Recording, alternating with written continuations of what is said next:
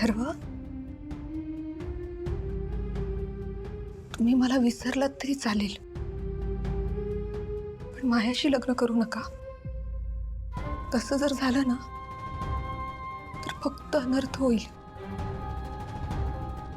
ऐकताय ना?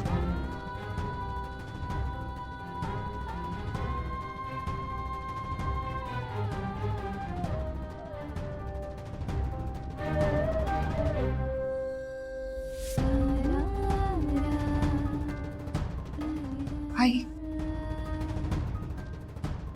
आई तुम्ही सांगा ना यांना.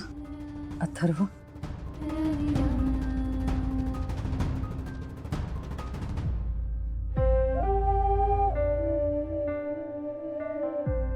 आई अथर्व, मला कायमच तुझा अभिमान वाटत आलाय.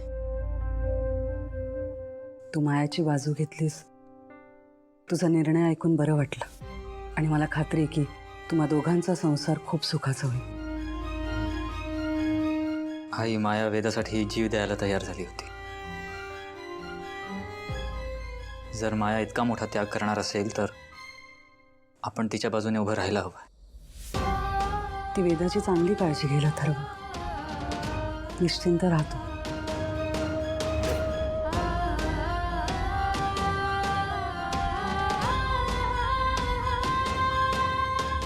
एक बोलू? हा, बोल ना आई. तू आता मायासाठी तुझ्या मनाचं दार उघडलंस ना?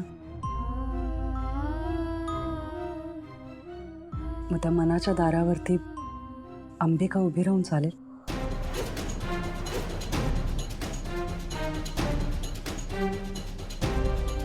तुला कळतं ना मी काय बोलते?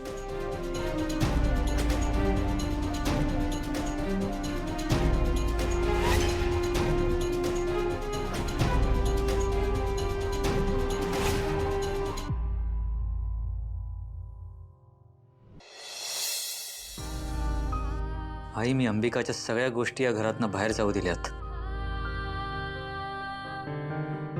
पण अंबिकाचा हा फोटो मला डिलीट करता येत नाही.